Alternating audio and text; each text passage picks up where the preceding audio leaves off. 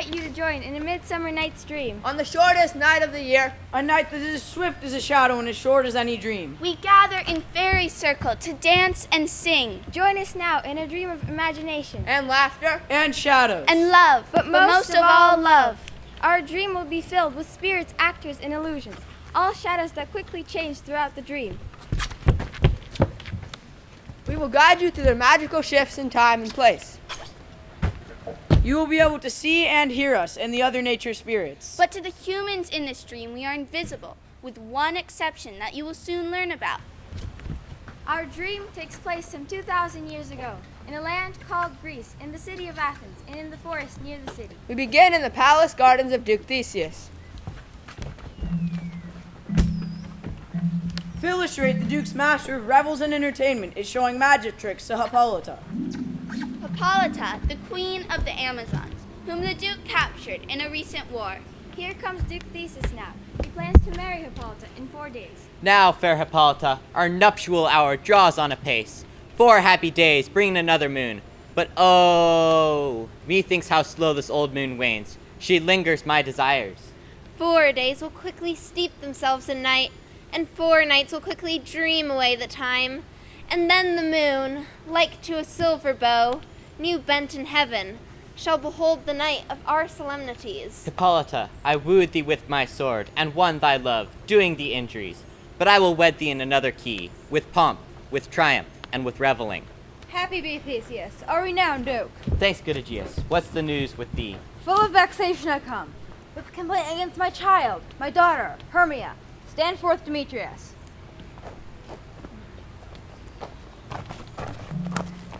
My noble lord, this man has the consent to marry her. Stand forth, Lysander. My gracious Duke, this man hath bewitched the heart of my daughter. Thou, Lysander, thou hast given her rhymes and interchanged love tokens with my child. I beg the ancient privileges of Athens, for she is mine, and I may dispose of her. Mine. Which will either be to this gentleman or to her death, according to the law. Relent, sweet Hermia, and Lysander, yield thy crazed title to my certain right. You have her mother's love, Demetrius. Let me have Hermia's. Do marry her. Scornful Lysander, true he hath my love, for she is mine, and all my rights of her. I do confer unto Demetrius. Demetrius, I will vouch at his head, courted Neater's good daughter Helena, and won her soul. And she, sweet lady, dotes upon this spotted and inconstant man. I must confess that I have heard so much. What say you, Hermia? Be advised, fair maid. To you, your mother should be as a god. I beseech your grace that I may know the worst that may befall me in this case if I refuse to wed Demetrius. Either to be put to death or renounce forever the society of men. For I to be in shady cloister caged, to live a barren sister all your life, chanting faint hymns to the cold fruitless moon, to grow, live, and die in single blessedness. So will I grow, so live, so die, my lord. Take time to pause, and by the next new moon, the wedding day betwixt my love and me. On that day, either prepare to die for disobedience to your mother's will, or else to wed Demetrius, as he would, or on Diana's altar take vows for austerity and single life. Come, Hippolyta. Demetrius, come, and Aegeus, come. I have some private schooling for you both. How now, my love? Why is your cheek so pale? How chance the roses there do fade so fast? Likely for want of rain, which I could well give to them from the tempest of my eyes. Ay me, for aught that I could ever read, could ever hear by tale or history, the course of true love never did run smooth. It is wrong to choose love by another's eyes. Hear me, Hermia. I have a widow aunt, a dowager, of great revenue, and she hath no child. From Athens is her house remote 7 leagues, and she respects me as her only son. There, gentle Hermia, may I marry thee? And to that place the sharp Athenian law cannot pursue us. If thou lovest me then, steal forth thy mother's house tomorrow night, and in the woods, a league without the town where I did meet thee once with Helena, to do observance to a morn of May. There will I stay for thee. My good Lysander, I swear to thee by Cupid's strongest bow, that in the same place thou hast appointed me, tomorrow truly I will meet with thee. Keep promise, love. Look, here comes Helena. God speed fair Helena. Call you me fair, that fair again unsay. Demetrius loves your fair, oh happy fair. Were the world mine, Demetrius accepted, the rest I'd give to be you translated. Oh teach me how you look, and with what art you sway the motion of Demetrius's heart. I frown upon him, yet he loves me still. Oh, that your frowns could teach my smiles such skill. I give him curses, yet he gives me love. Oh, that my prayers could such affection move. The more I hate, the more he follows me. The more I love, the more he hateth me. Take comfort, he no more shall see my face. Lysander and myself will fly this place, and into the wood where often you and I upon faint primrose beds were wont to lie, emptying our hearts of their counsel sweet. There my Lysander and myself shall meet. Farewell, sweet playfellow, pray thou for us, and good luck grant thee, thy Demetrius. Through Athens I am thought as fair as she, but what of that? Demetrius thinks not so. Love looks not with the eyes, but with the mind, and therefore is winged Cupid painted blind. I shall go and tell him of fair Hermia's flight, then to the wood will he tomorrow night pursue her. And for this intelligence, if I have thanks, it is a dear expense, but herein mean I too enrich my pain to have his sight thither and back again. We now move to Glendale Garden, the city park of Athens, on the same day. So, audience, it is time for you to find your seat in Glendale Garden. Philostrate has announced a contest to decide who will provide entertainment at the Duke's wedding party. A group of craftsmen who are also amateur actors have gathered to prepare a play for the wedding.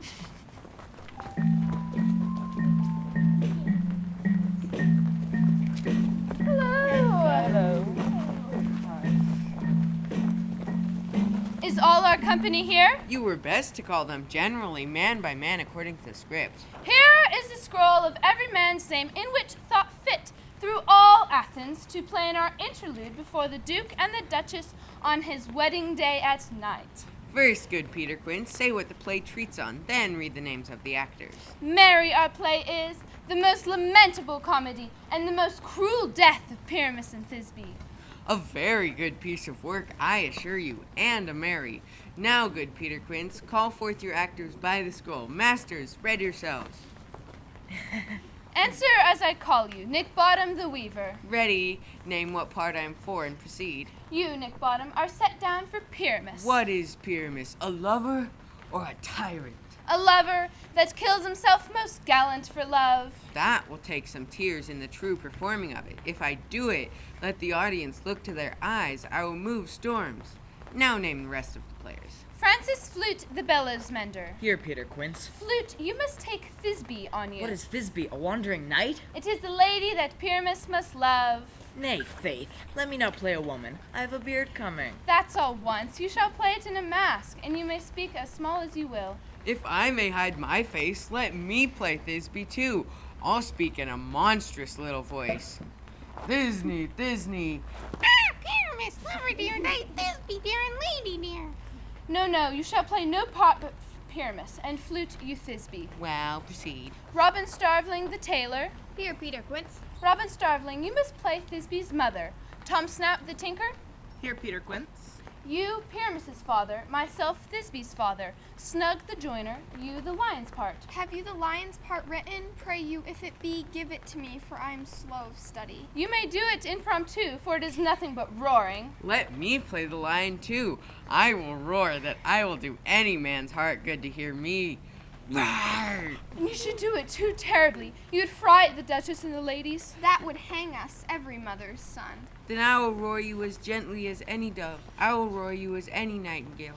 Meow. You shall play no part but Pyramus. Well, I will undertake it. Masters, here are your parts, and I entreat you, request you, and desire you to learn them by tomorrow night. Meet me in the palace wood, a mile without the town by moonlight. There will we rehearse. For if we meet in the city, we will be dogged with company, and our devices known. I pray you, fail me not. We will meet, and there we may rehearse most seemly and courageously. Take pains, be perfect. Adieu.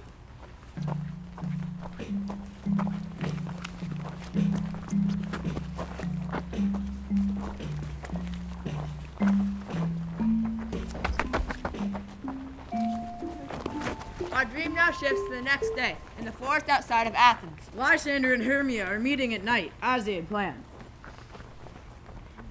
Now to my own selves, all is well. Now we fairies join this dream story. It is the shortest night of the year. And we are preparing for the Midsummer night celebration of our queen, Titania.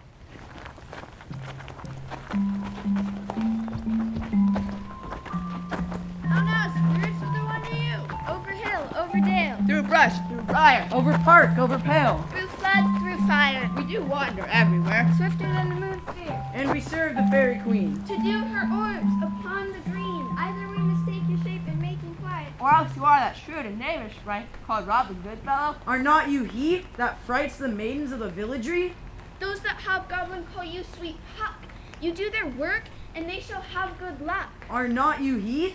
Thou speakest aright. I am the merry wanderer of the night. I jest to Oberon and make him smile.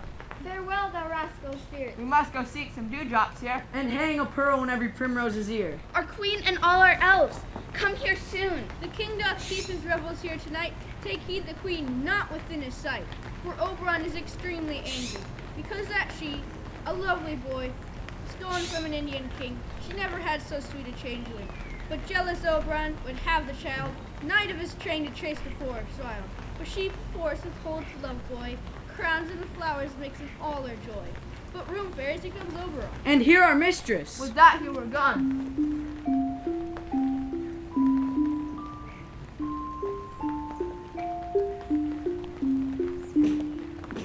Ill met by moonlight, proud Titania. What? Jealous Oberon, fairies, skip hence, I have forsworn his bedding company. Remain, rash wanton. Am I not thy lord? Then I must be thy lady, but I know thou hast stolen away from fairyland, and never, since the middle summer spring, we met on hill, in dale, forest or mead, to dance our ringlets to the whistling wind. But with thy brawls, thou hast disturbed our sport, and as a result of your bad temper, the seasons alter. The spring, the summer, the fruitful autumn, the angry winter, change their usual outfits, and the bewildered world, by their produce, knows not which is which. Do you amend it then? It lies in you. Why should Titania cross her Oberon? I beg but a little Indian boy to be my henchman. Set your heart at rest. The fairyland buys not the child of me. His mother was a votress of my order, and in the spiced Indian air, by night, full often hath she gossiped by my side, and sat with me on Neptune's yellow sands. But she, being mortal, of that boy did die, and for her sake I do rear up her boy, and for her sake I will not part with him. How long within this wood intend you stay? Perchance till Atheseus' wedding day. If you will patiently dance in our round, and see our moonlight revels, go with us. If not, shun me, and I shall spare your haunts. Give that boy to me, and I will go with thee. Not for thy fairy kingdom. Fairies away! Well, go thy way. Thou shalt not from this grove till I torment thee for this injury. My gentle Puck, come hither. Fetch me the flower, the herb that I shewed thee once, that maidens do call love and idleness. The juice of it on sleeping eyelids lay will make o'er man or woman madly dote upon the next live creature that doth see. Fetch me this herb and be thou here quickly. I'll put a sash around about the earth in 40 minutes. Having once this juice, I'll watch Titania when she is asleep, and drop the nectar of it in her eyes. The next thing then she waking looks upon, she shall pursue with the soul of love, and ere I take this charm off her sight, as I can with another herb, and render up her page to me. But who comes here? I'm invisible, and I will overhear their conference. I love thee not, therefore pursue me not. Where is Lysander and fair Hermia? Thou toldest me they are stolen unto this wood. But here am I, insane within this wood, because I cannot meet my Hermia. Hence, get thee gone, and follow me no more. You draw me like a cruel, heartless magnet, but you draw not iron, for my heart is true as steel. Leave you your power to draw, and I shall have not power to follow you. Do I entice you? Do I speak you fair? Or rather, do I not in the plainest truth tell you I do not nor cannot love thee? And even for that I do love you more. I am your spaniel. Spurn me, strike me, neglect me, lose me. Only give me leave, unworthy as I am, to follow you. Tempt not too much the hatred of my spirit, for I am sick when I do look on thee. And I am sick when I look not on thee. You do impeach your modesty too much to leave the city and commit yourself into the hands of one that loves you not. Your virtue is my privilege. I will run from thee and hide in the thickets and leave thee to the mercy of the wild beasts. Or if thou follow me, do not believe, but I shall do thee mischief in the wood. I will follow thee and make a heaven of hell, to die upon the hand I love so well. Fare thee well, nymph, ere he shall leave this grove, and thou shalt fly him, and he shall seek thy love. Hast the flower there? Aye, there it is. I pray thee, give it me. I know a bank where the wild thyme blows, where the ox slips and the nodding violet grows. There sleeps Titania some time of the night, lulled in these flowers with dances and delight. And with the juice of this I'll streak her eyes, and make her full of hateful fantasies. But take thou some of it, and search through this grove, A sweet Athenian lady is in love with a disdainful youth anoint his eyes. But do it when the next thing he espies. Maybe the lady thou shalt know the man by the Athenian garments he hath on. And look thou meet me ere the first cock crow. Fear not, my lord, your servant will do so. Now our dream shifts to another part of the forest, Titania's bower. Teary fairies are preparing a fairy circle on a bed for Titania. Come, thou art on a fairy song, sing me asleep, and let me rest. You spotted snakes with double tongue, thorny hedgehogs, be not seen. Newts and blindworms do no wrong, come not near our fairy queen. Weaving spiders come not here, hence you long-legged spinners hence. Beetles black, approach not near. Worms nor snails, do no offense.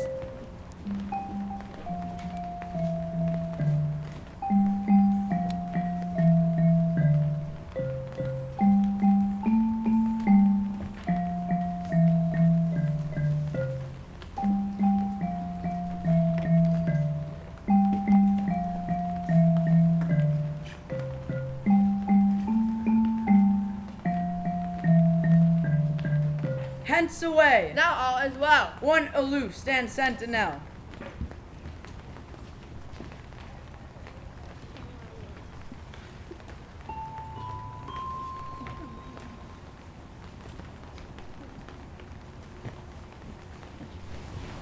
What thou seest when thou dost wake, do it for thy true love take. Love and language for his sake, be it lynx, lion, or bear, wolf or boar with bristled hair. In thine eyes that shall appear. When thou wakest, it is thy dear. Wake when some vile thing is near.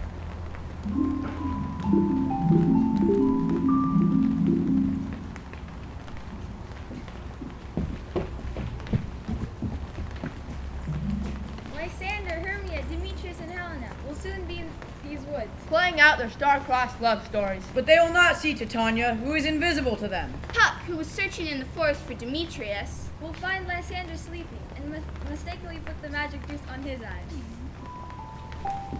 Fair love, you fate with wandering in the wood, and to speak truth, I have forgotten our way.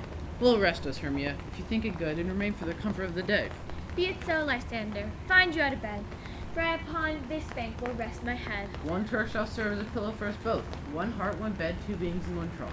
Nay, good Lysander, for my sake, my dear, lie further off, do not lie so near. Oh, take the scent, sweet of my innocence. My good Lysander, for love and for courtesy, lie further off in human modesty. Such separation, as well to be said, becomes a virtuous bachelor and a maid. So far be distant, and good night, sweet friend. Thy love never alter till thy sweet life end. Amen, amen. To that fair prayer say I. And then in life, when I in loyalty. Here is my bed. Sleep give thee all his rest.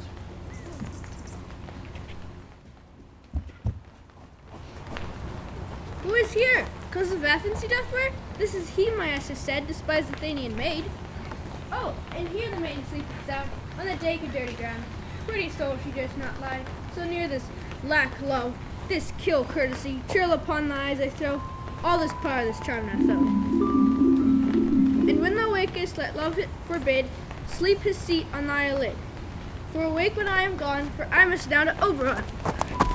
I charge thee hence, and do not haunt me thus. Oh, wilt thou, darkling, leave me? Do not so. Stay on thy peril, I alone will go. I am out of breath in this fond chase. The more my prayers, the lesser is my grace. But who is here? Lysander, on the ground, dead or asleep? I see no blood, no wound. Lysander, if you live, good sir, awake. And run through fire, look for thy sweet sake. Transparent, Helena, nature shows art, that through thy body makes me see thy heart. Do not say so, Lysander, say not so. Hermia still loves you, then be content. Content with Hermia? No, I do repent. The tedious minute I with her have spent, not Hermia, but Helena I love, who will not change a raven for a dove. The will of man is by his reason swayed, and reason says you are the worthier maid. Wherefore was I to this keen mockery born, when at your hands I deserved this scorn? It's not enough, young man, that I did never, no, nor never can deserve a sweet look from Demetrius' eye. But you must file my insufficiency? Oh, that a lady of one man refused should of another therefore be abused. She sees not Hermia. Hermia sleeps thou there, and never mayest come Lysander near. For as an excess of the sweetest things, the deepest loathing to the sun brings, so thou, my excess, be hated by me. Oh, to honor Helena and be her knight.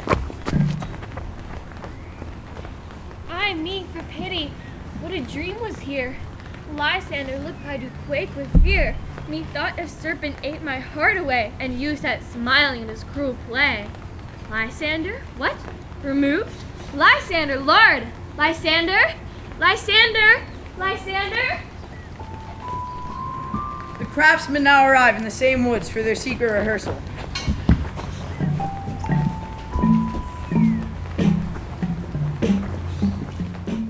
Hello! Are we all met? Right on time! And here's a marvelous, convenient place for our rehearsal. We will do it in action as we'll do it before the Duke. Peter Quince. What sayst thou, worthy Bottom? There are things in this comedy of Pyramus and Thisbe that will never please. First, Pyramus must draw a sword to kill himself, which the ladies cannot abide. How answer you that?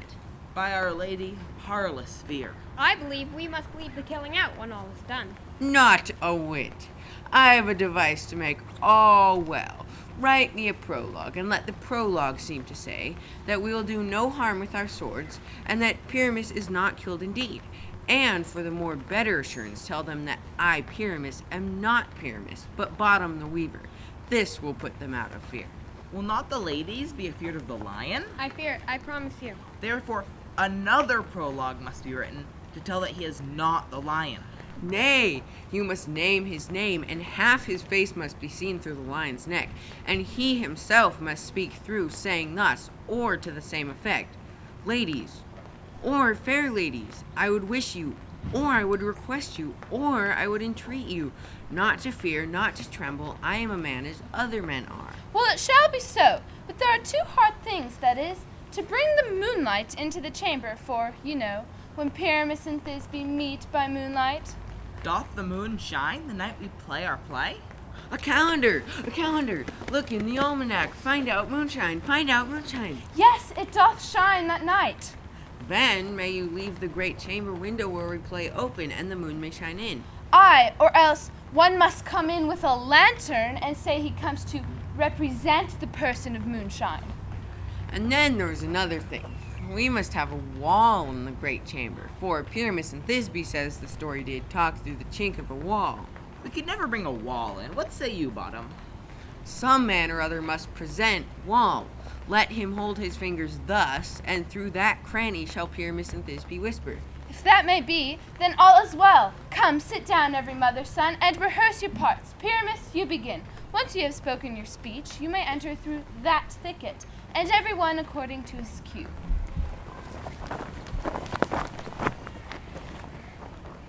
What country bumpkins are swaggering here? So near the cradle of the fairy queen? A play starting? I'll be a listener, an actor too, perhaps if I see cause. Pyramus, speak. Thisbe, stand forth. Thisbe, the flowers of odious savor sweet. Odors, odors. Odors, savor sweet, so hath thy breath, my dearest Thisbe dear. But hark, a voice. Stay thou but here while, and by I'll to thee appear. Stranger Pyramus are played here. Must I speak now? Aye, marry you must. For you must understand, he goes but to see a noise he has heard, and is to come again. Most radiant Pyramus, most lily-white of hue, of color like the red rose on Triumphant's briar, I'll meet thee, Pyramus, at Ninny's tomb. Ninus, tomb man, why you must not speak that yet? That you answer to Pyramus. You may speak all your parts at once, cues and all. Pyramus, enter! Your cue has passed. We are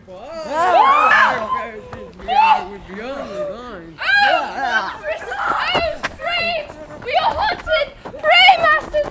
Lie, masters! Why did they run away? This is a knavery of them to make me afeard. I will walk up and down here, and I will sing. That they shall hear, I am not afraid. The blackbird, so dark of hue, with orange tawny bill, the throstle with his note so true, the wren with little An angel wakes me from the flowery bed. the finch, the sparrow, and the lark, who playing song who gray, whose note full many a man doth mark, and dares not answer nay. I pray thee, gentle mortal, sing again.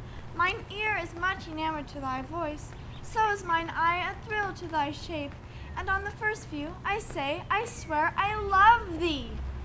Methinks, mistress, you should have little reason for that, and yet, to say the truth, reason and love keep little company together nowadays. Art thou as wise as thou art beautiful? Not so neither. Oh, I do love thee, therefore go with me. I'll give thee fairies to attend on thee, and they shall fetch the jewels from the deep, and sing on flowers doth steep. Pea blossom, cobweb, moat, mustard seed. Ready? And I. And I. And I. Be kind and courteous to this gentleman. Hop in his walks and gambol in his eyes. Feed him with blackberries and apricots, with green figs and purple grapes and mulberries. The honeybags steal from the bumblebees. Nod to him, elves, and do him courtesies. Hail, mortal! Hail! Hail! Hail! Now purge of his mortal grossness, so he shouts like an airy spirit go. Come, ready him to enter my bower. As you can see, the special magic charm Puck placed on Bottom allows him to see the fairy world. Oberon will shortly return to Titania's bower to see what animal Titania first saw when she awoke. However, Titania has not yet returned to the bower.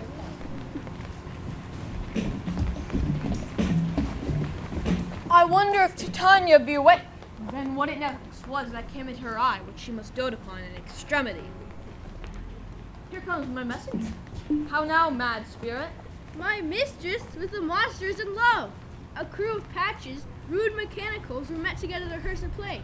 The shallowest thick skin of that baron sort, an ass's knoll I fixed on his head. And in that moment, so it came to pass, Titania waked and story loved an ass. This falls out better than I could devise. But have you yet latched to the Athenian's eyes, with the love juice as I bid thee do? I took him sleeping, that is finished too. An Athenian woman by his side, of course she must be I.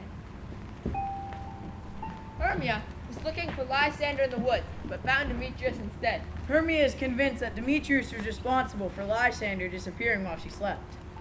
Oh, why rebuke you, him that loves you so? Lay breath so bitter on thy bitter foe. I know but chide, but I should use thee worse. For thou, I fear, hast given me cause to curse. If thou hast slain Lysander in his sleep, being o'er shoes and blood, plunge in deep and kill me too. Stand close. This is the same Athenian. This is the woman, but not this the man. I am not guilty of Lysander's blood, nor is he dead for aught that I can tell. I pray you then, tell me that he is well. And if I could, what shall I get therefore? A privilege to never see me more, and from thy hated presence part I so. See me no more, whether he be dead or no. There is no following her in this fierce fame. Here, therefore, for a while I shall remain. What hast thou done? Thou hast mistaken the quite, and laid the love juice on some true love's sight. About the wood goes swift in the wind, and Helen of Athens look thou find. All fancy sick she is, and pale of cheer. With sighs of love thou cost her fresh blood dear. By some illusion, see thou bring her here. I'll charm his eye for when she do appear. Fine, I go. Oh, I go. Look how I go. This in the air, try to go. Flower of this purple dye, hit with Cupid's archery, sink an apple of his eye, when his love he doth espy. Make her shine as gloriously as Venus of the sky. If thou wakest, if she be by, beg for her remedy. Captain of a fairy band, Helena is here at hand, and the youth mistook by me, pleading for a lover's feet. Shall we their fawn pageant see? Lord, what fools these mortals be. Lysander, with the magical juice in his eyes, is still trying to win the heart of Helena.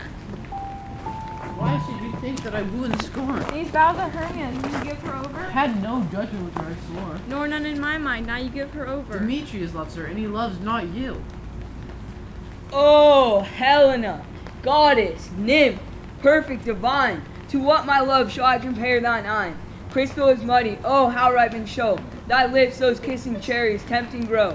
Oh, when thou holdest up thy hand, let me kiss this princess of pure white, this seal of bliss. Oh, spite, oh hell, I see all are bent to set against me for your merriment. Can you not hate me as I know you do, but you must join in souls to mock me too? You are unkind, Demetrius, be not so. You love Hermia, this you know I know. And here, with all goodwill, with all my heart, in Hermia's love, I yield you up my part. And yours of Helena to me bequeath, whom I do love and will do till my death. Never did mockers waste more idle breath. Lysander, keep thy Hermia. I will none, if ever I love her, all that love is gone. My ear, I thank it. It brought me to thy sound. But why in kindness did thou leave me so? Why should he stay, whom love doth press to go? What love could press Lysander from thy side? Why seekest me thou? Could not this make thee known? The hate I bear for thee made me leave thee so. You speak not as you think. It cannot be. Lo, she is one of this confederacy. Injurious Hermia, most ungrateful maid, have you conspired? Have you with these contrived to bait me with this foul derision? I scorn you. I am amazed at your passionate words. I scorn you not. It seems that you scorn me. Have you not set Lysander, as in scorn, to follow me and praise my eyes and face, and made your other love, Demetrius, to call me goddess, nymph, divine and rare, precious celestial? I understand not what you mean by this. If you had any pity, grace, or manners, you would not make such an argument. Helen, I love thee. By my life I do. I swear by that which I will lose for thee, to prove him false that says I love thee not. I say I love thee more than he can do. If thou say so, withdraw and prove it too. Why have you grown so rude? What changes this sweet love? Thy love? Out, tawny Tartar, out. Out, loathed medicine, hated potion, hence. Do you not jest? Be certain, nothing sure. 'Tis no jest I do hate thee in love, Helena. Oh, me.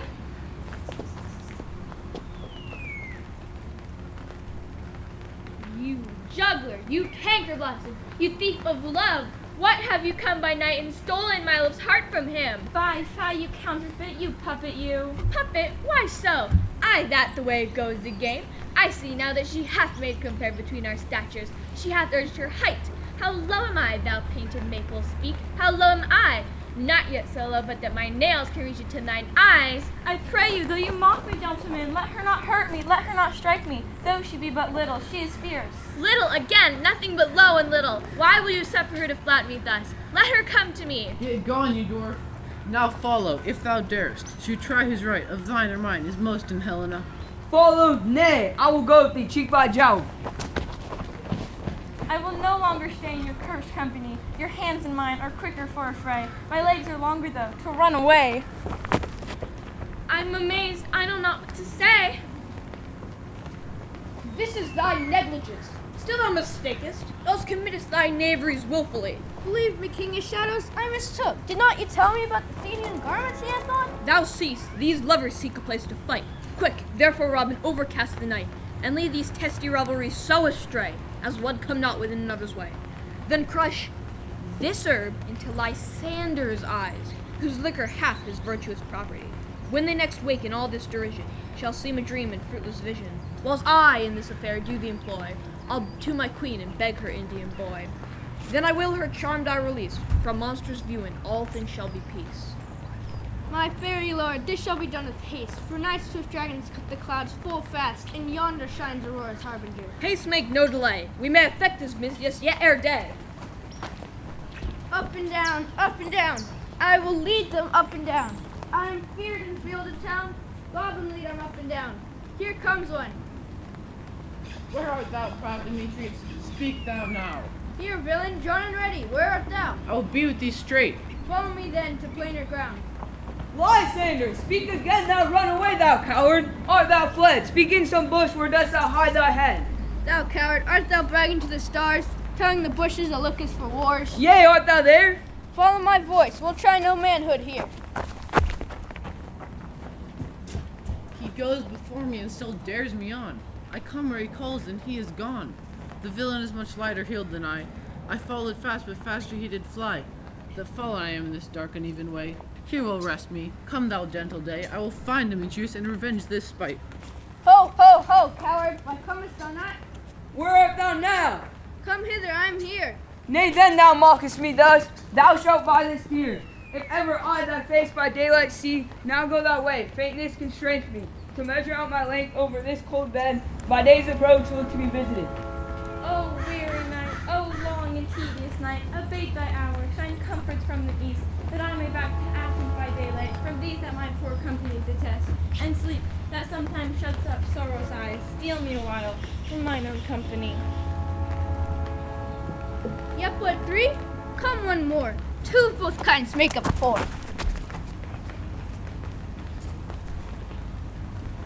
Here she comes, cursed and sad.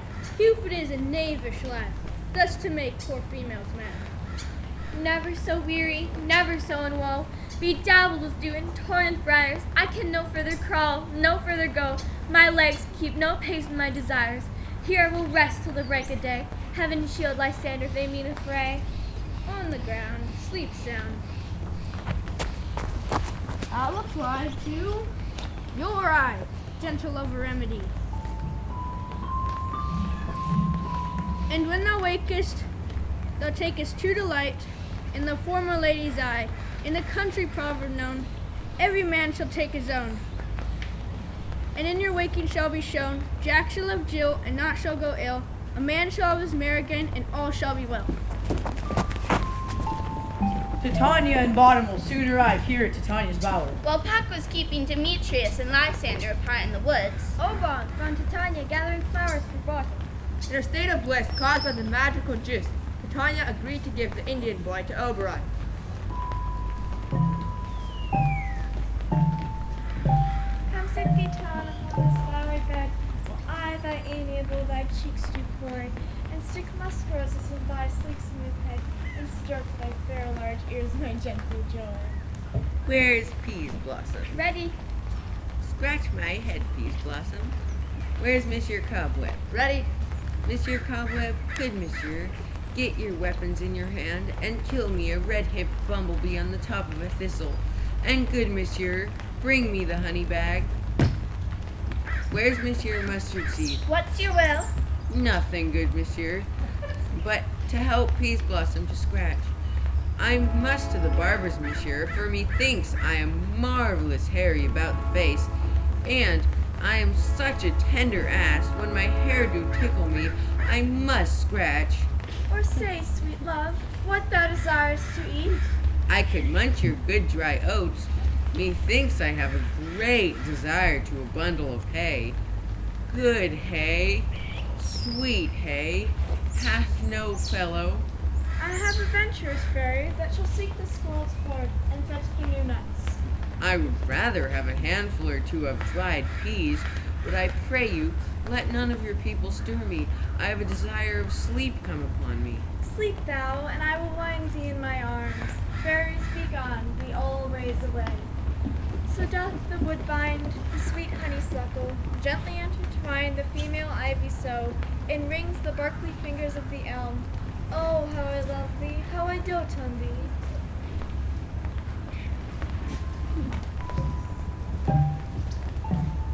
Welcome, good Robin. Seest thou this sweet sight? Her infatuation now I pity, for meeting her of late behind the wood, seeking sweet flowers for this hateful fool. I did ask of her changeling child, which straight she gave me. Now I will undo this imperfection of her eyes. And gentle Puck, take the transformed scalp off the head of this Athenian swain, that he awaking when the other do, may all to Athens back again repair.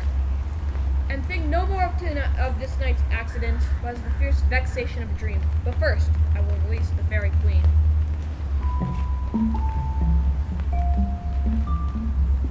Be as thou wast wont to be, see as thou wast wont to see. Dian's bud or Cupid's flower, hast such force and blessed power. Now, my Titania, wake you my sweet queen. My Oberon, what visions I've seen. I thought I was enamored of an ass. There lies your love. How came these things to pass?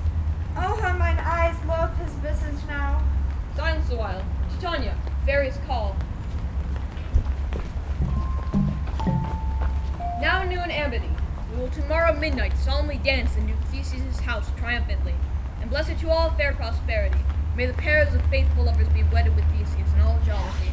My fairy king, attended mark, for I do hear the morning lark. And then my queen in silence sad, trip we after the night shade. We the globe can compass soon, swifter than the wandering moon.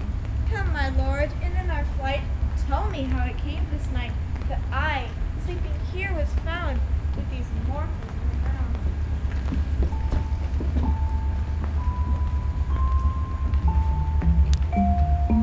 Now when thou wakest with thine own fool's eyes see, Theseus, Hippolyta, Aegeus, and Philostrate now arrive on an early morning hunting Demetrius. The huntsmen with their hunting dogs are nearby chasing a fox. We will, fair queen, up to the mountain's top and mark the musical confusion of hounds and echo in conjunction. Once when I was in Crete, they bayed the bear with hounds of Sparta. Never did I hear so musical discord, such sweet thunder. My hounds are bred out of the Spartan kind, slow in pursuit, but matched in mouth like bells. Judge when you hear. But soft, what nymphs are these? My lord, this is my daughter here asleep. And this Lysander, this Demetrius, this Helena, this old Neater's Helena. I wonder if they're being here together. No doubt they rose early to observe the rite of May, and hearing our intent, came here to grace our solemnity. But speak, Aegeus, is this not the day that Hermia should give answer of her choice? It is, my lord. Philostrate, wake them all. I pray you all, stand up. I know you two are rival enemies. How comes this gentle concord in the world? I came with Hermia hither. Our intent was to be gone from Athens, where we might without the peril of the Athenian law. Enough, my lord. You have enough. I beg the law upon his head, which they would have stolen away. They would, Demetrius, thereby to have defeated you and me, you of your wife and me of my consent. My good lord, I know not by what power, but by some power it is, my love to Hermia has melted as the snow. And now I find the object and pleasure of my eyes only Helena. To her I was betrothed ever I saw Hermia, but as in health, no sickness did I loathe this food, but as in health come to my natural taste. And now I do wish it, love it, long for it, and will forevermore be true to it.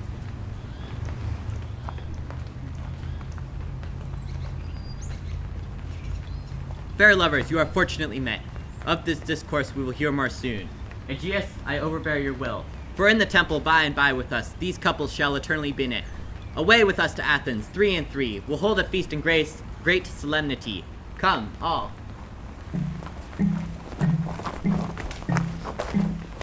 Methinks I see things with parted eye, when everything seems double. So methinks, and I have found Demetrius like a jewel, mine own and not mine own. Are you sure we are awake? It seems that yet we sleep, we dream. Do not you think the Duke was here and bid us follow him? He did bid us follow to the temple. Why then we are awake, let's follow him, and by the way, let us recount our dreams.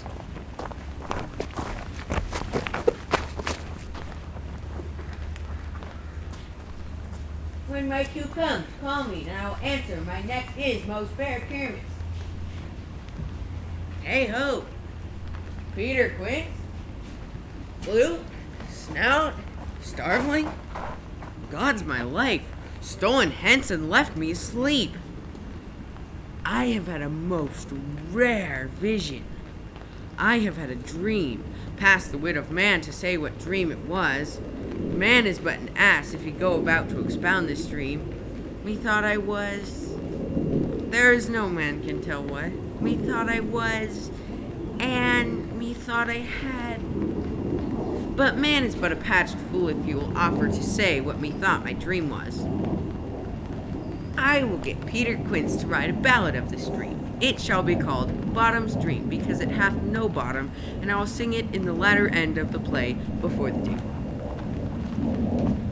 Now our story returns back to Athens. The craftsmen have gathered in the city park. They have not seen Bottom since last night, When he appeared with the head of a donkey. And the craftsmen, frightened, ran out of the forest. Have you sent to Bottom's house?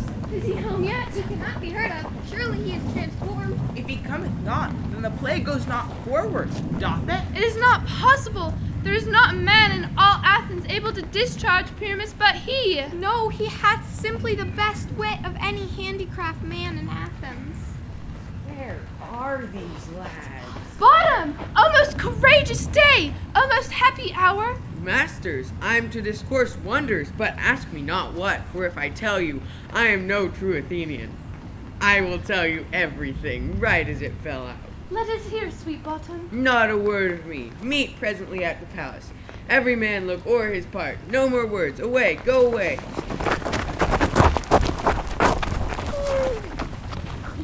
Our story now returns to the Duke's palace, on the wood chips. Please take your time and find your seats. Now the wedding ceremony and feasts are over. All 3 couples are happily married. We are now in the Palace Theater. 'Tis strange, my Theseus, what these lovers speak of. More strange than true, I may never believe these antique fables nor these fairy tales. Lovers and madmen have such seething brains, such shaping fantasies that ever apprehend what cool reason never comprehends. The lunatic, the lover, and the poet are of imagination all compact. But all the story of the night told over, and all their minds transfigured so together, more witnesseth than fancy's images, and grows to something of great constancy, but howsoever strange and admirable. Here come the lovers, full of joy and mirth. Joy, gentle friends, where is the usual manager of mirth? What revels are in hand? Is there no play? A play there is, my lord, some 10 words long, which is as brief as I am known to play. But by 10 words, my lord, it is too long, which makes it tedious, for in all the play there is not one word out of one player fitted. And tragical, my noble lord, it is. For Pyramus therein doth kill himself, which when I saw yours, I must confess, made mine eyes water, but more merry tears. The passion of that laughter never shed. Who are they that do play it? Hard-handed men that work in Athens here, which have never labored in their minds till now, and have toiled their unexercised memories with this same play in divers nuptials. And we will hear it. No, no, no, my noble lord. I have heard it over. It is not for you. It will not do you any good. I will hear that play, for never anything can be amiss when simpleness and duty tender it. Go, send them in. I love not to see poor wretches overburdened. My gentle sweet, you shall see no such thing. She says they can do nothing in this kind. The kind are we, to give them thanks for nothing. Our sport shall be to take what they mistake, for what poor duty cannot do, noble respect considers the effort, not the merit. Love, therefore, and tongue-tied simplicity, least speak most to my capacity. The actors are at hand, and by their show you shall know that is all like you are to know.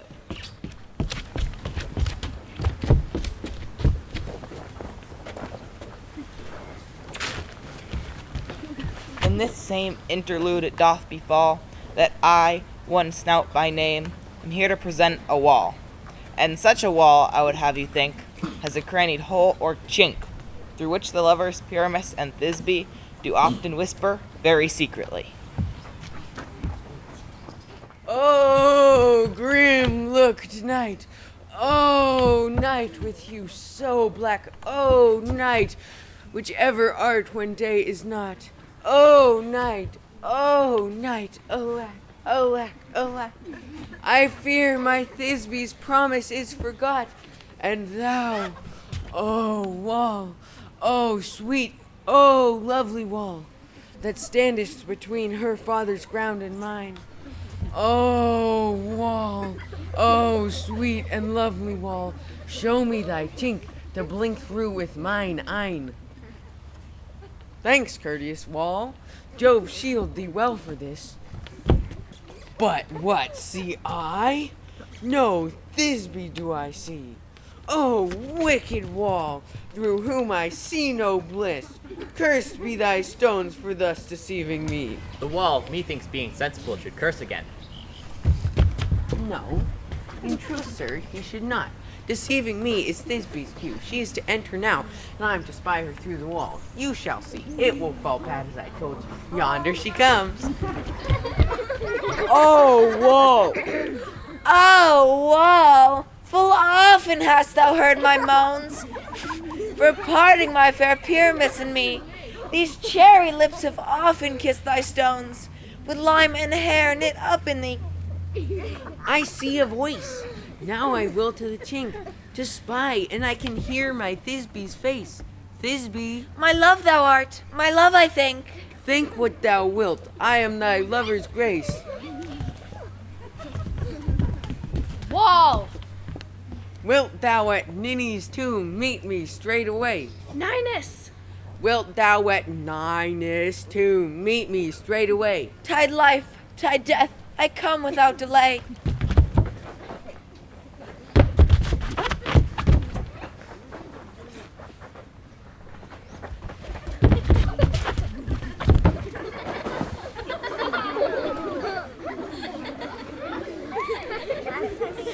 Thus have I, wall, my part discharged so, and being done, thus wall away must go. This is the silliest stuff that ever I heard. The best of actors are but shadows, and the worst are no worse, if imagination amend them. It must be your imagination then, and not theirs. If we imagine no worse of them than they of themselves, they may pass for excellent men. Look, here come two noble beasts in, a man and a lion.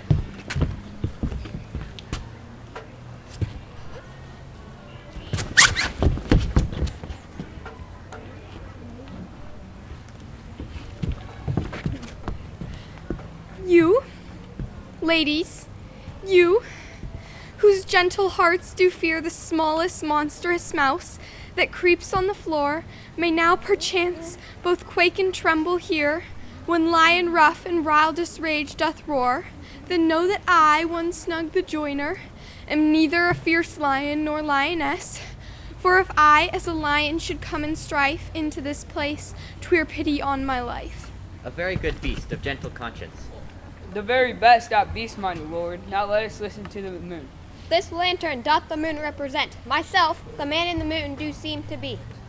The man should be put into the lantern. How is it the man in the moon? All that I have to say is that this lantern is the moon. I, the man in the moon. Here comes Thisbe. This is old Ninny's tomb. Where's my love? Roar!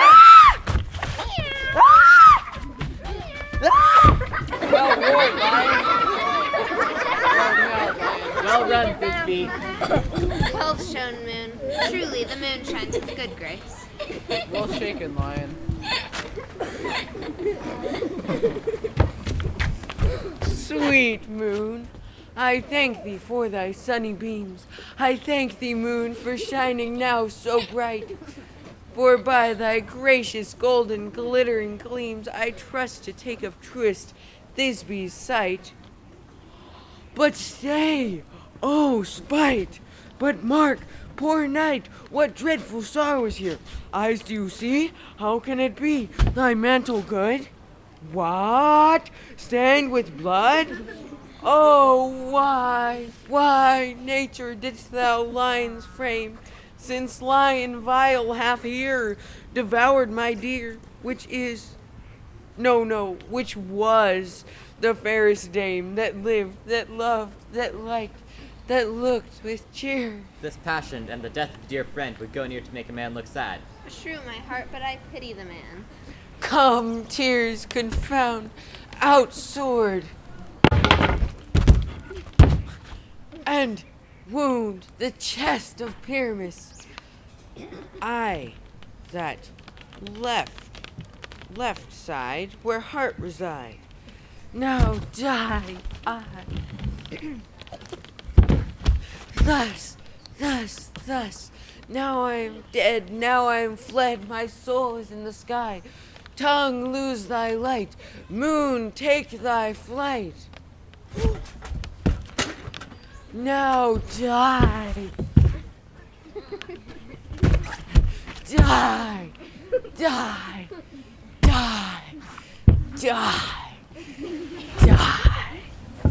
How chance Moonshine is gone before Thisbe comes back to find her lover. She will find him by starlight. Here she comes. Asleep, my love? What? Dead, my dove? Pyramus, arise. Speak. Quite silent? Dead? A tomb must cover thy sweet eyes, these lily lips, this cherry nose, these yellow primrose cheeks, are gone. Come, trusty sword. Shh! Come, blade, stain with thy blood, and farewell, friends. Thus Thisbe ends. Adieu. Oh my! Moonshine and Lion are left to bury the dead. I and Wall too. No, I assure you. The wall is down that parted their fathers. Would it please you to see the epilogue? No epilogue, I pray you, for your play needs no excuse. Meow.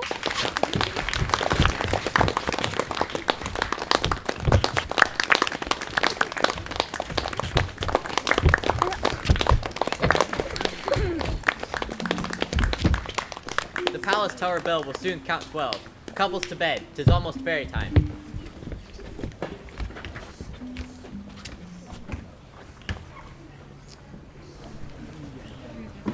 Through this house give glimmering light by the dead and drowsy fire. Every elf and fairy sprite hop as light as bird from briar. Hand in hand with fairy grace, we will go and bless this place. Now until the break of day, throughout this house each fairy stray, and to all the bride beds will we, which whiles shall blessed be. So shall all the couples three, ever true and loving be, and every several chamber bless, throughout this palace with sweet peace, and the owner of it blessed, ever shall in safety rest. Trip away, make no stay, meet me all by break of day. If we shadows have offended, think but this and all is mended, that you have but slumbered here, while these visions did appear. In this weak and idle theme, no more yielding but a dream. Gentles, do not reprehend, if you pardon we will mend, and as I am an honest puck, we shall have unearned luck. Else the puck a liar call? So good night unto you all. Give me your hands if we be friends, and Robin shall restore amends.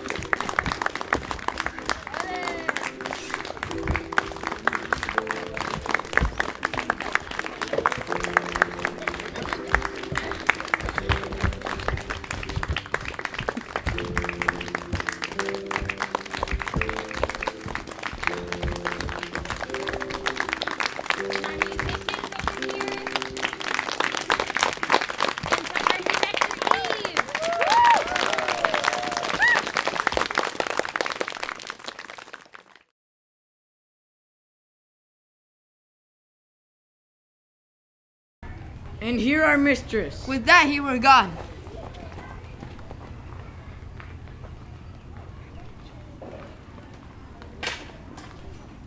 Ill met by moonlight, proud Titania. What? Jealous Oberon?